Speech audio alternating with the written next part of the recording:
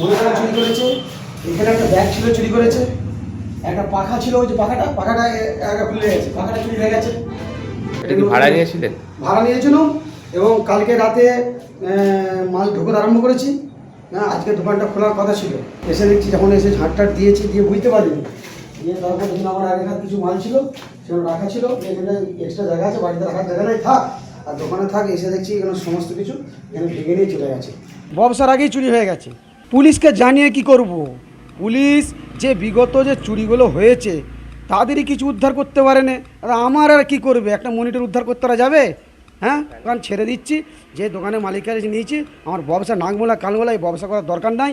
কারণ যেখানে সুরক্ষা নাই, নিরাপত্তা নাই, সে জায়গায় ব্যবসা করে লাভ নেই। আমরা গরিব মানুষ, যেটুকুনি ব্যবসা করবো সেটুকু আত্মসাতে চলে যাবে।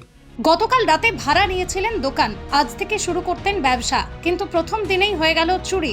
তাই নাক্কান মোলা খেয়ে দোকানের মালিককে তাঁর দোকানের চাবি তুলে দিয়ে সমস্ত মালপত্র গুটিয়ে নিয়ে পালিয়ে গেলেন ওই ব্যবসাদার। ঘটনাটি ঘটেছে আরামবাগ পৌরসভার 12 নম্বর ওয়ার্ডের কালীপুর এলাকায়। কালীপুর রেলব্রিজ সংলগ্ন এলাকায় একটি দোকানঘর ভাড়া নিয়েছিলেন গোঘাটের গোবিন্দপুরের বাসিন্দা শেখ তাজবাবু। ছাতা বিক্রি করার উদ্দেশ্যে দোকানটি ভাড়া নিয়েছিলেন তিনি। তবে ছাতা ছাড়াও দোকানের মধ্যে ছিল একটি ইলেকট্রিক ফ্যান, কিছু বাসনপত্র, কম্পিউটার সহ অন্যান্য বেশ কিছু জিনিস। গতকাল রাতে সেই সমস্ত কিছু চুরি হয়ে যায়।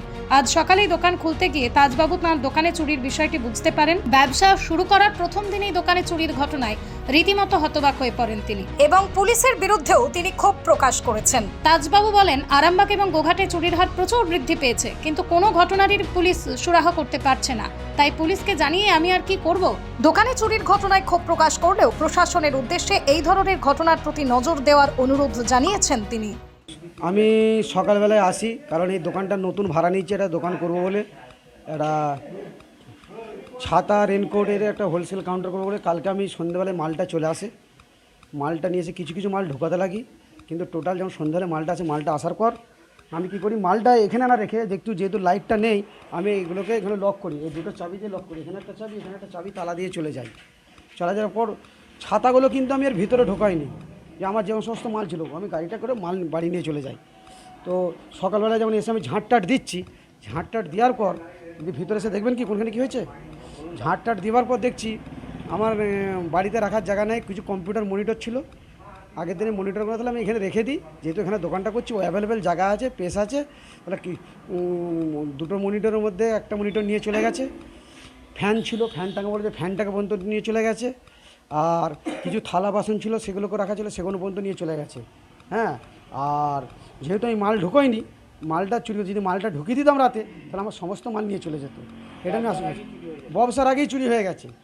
আর চুরি বলতে কি, ভোট পরবর্তী পরে আরামবাগ এলাকায় আজকে ফ্লিপকার্টে চুরি হচ্ছে, কালকে মদিনায় চুরি হচ্ছে, হ্যাঁ, আজকে আমার এখানে চুরি হয়েছে। তা আমার সর্বনষ্ট হয়তো কিছু কম হয়েছে, কিন্তু যাদের বড় বড় গ্রিল দরজা তাদেরও চুরি করে নিচ্ছে। তো আমি প্রশাসনকে বলবো যে এত নড়বড়ে হবে না, এত সিভিক ভলেন্টিয়ার আছে বিভিন্ন জায়গায়, প্রশাসন এত কড়াকড়ি, তা সত্ত্বেও এইসব জায়গায় মানে যেখানে চুরি হওয়ার কথা নয়, আরামবাগ এসডিপিও অফিসের পাশে চুরি হয়ে যাচ্ছে, তাহলে মানুষ সুরক্ষা কোথায় পাবে? আজ কালীপুর মেন জোন, এখানে মানে রেলের এটা আছে, রেল লাইনের কাছে চুরি যাচ্ছে, মদিনায় চুরি হচ্ছে, তাহলে এখানে মানুষ করে খাবে কি করে? যারা গরিব মানুষ, যারা দুটো ব্যবসা করবেটা কি করে? হ্যাঁ, আগে আমরা জানতাম, আজ থেকে 20 বছর আগে ডাকাত ছিল, চোর ছিল, তারা চুরি করে নিয়ে যেত, মানুষ আতঙ্কে বেরো করতো না। এখন প্রশাসন এত স্ট্রং, এত আইন কড়াকড়ি, তা সত্ত্বেও চুরিটা হচ্ছে কি করে? আমার কথা হচ্ছে, এত সরকার সিভিক পুলিশ নিয়োগ করেছে, মোড়ে মোড়ে পুলিশ, রাস্তায় পুলিশ, তাহলে তারা কি নাক ডেকে ঘুমাচ্ছে? পুলিশকে জানিয়ে কি করব?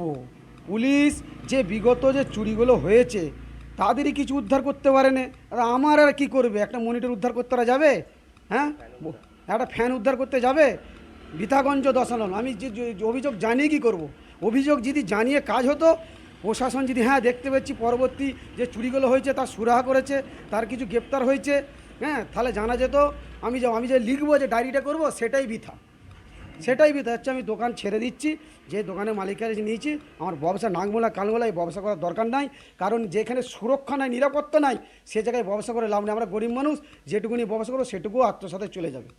হ্যাঁ, আমার নাম শেখ তাজবাবু, বাড়ি গোবিন্দপুর, এখানে কালীপুর রেল ব্রিজের কাছে দোকানটা ভাড়া নিয়েছিলাম। হ্যাঁ, এখন বেকারত্বের জেলে কী ব্যবসা করবো, এখানে ভাড়া নিয়েছিলাম, তাও চলে গেল। এই জায়গাটা কোন থানার মধ্যে পড়ে? এটা আরামবাগ থানার মধ্যে পড়ে। আগে তো সবসময় এখানে ভ্যান দাঁড়িয়ে থাকতো, এখন তার ভ্যান এখানে থাকে না। তাহলে এই জায়গাটাকে আমি প্রশাসনকে বলবো, আপনারা নজর দিন যে দিন দিন আরামবাগে চুরি বাড়ছে কেন। আপনাদের এত ম্যানেজমেন্ট এত তার সত্ত্বেও পুলিশ এত নড়বড়ে কেন? পুলিশ কি ঘুমাচ্ছে বলুন? মানুষ তো ব্যবসা করে, পুলিশের ওপর আস্থা আছে। আজকে তো পুলিশের ওপর আস্থা হারিয়ে যাচ্ছে, আরামবাগের মানুষের আস্থা হারিয়ে যাচ্ছে। যে কোনো জায়গায় তো চুরি হয়ে যাচ্ছে, শুধু চোর, ছিচকে চোর, ভালো চোরের চোরে ভর্তি হয়ে যাচ্ছে, শুধু গরিব মানুষের দোকানগুলোকে চুরি করে নিচ্ছে। আজ আমার বলে নয়, আপনি আপনারা সার্বিক দৃষ্টিভঙ্গিতে দেখুন কোথায় কোথায় চুরি হচ্ছে। আপনাদের মিডিয়াতেই আমরা দেখতে পাচ্ছি, হ্যাঁ আমাদের মিডিয়াতে দেখি আমি বলছি। আজকে এসডিপি অফিসের পাশে চুরি হয়ে যাচ্ছে, সুরক্ষা নাই। আরে এটা তো কোন জায়গা? তাহলে আরামবাগ যে থানার মধ্যে দিন দিন এত চুরি বেড়ে গেছে, পাশে গোঘাট, পার্শ্ববর্তী গোঘাটে চুরি বেড়ে গেছে। তাহলে কী করে মানুষ খাবে দুটো? মানুষ ফুটপাতের ধারে আর ধারে কারা ব্যবসা করে? গরিব মানুষেরা। তাহলে আজ গরিব মানুষগুলো, অসহায় মানুষগুলো কোথায় যাবে?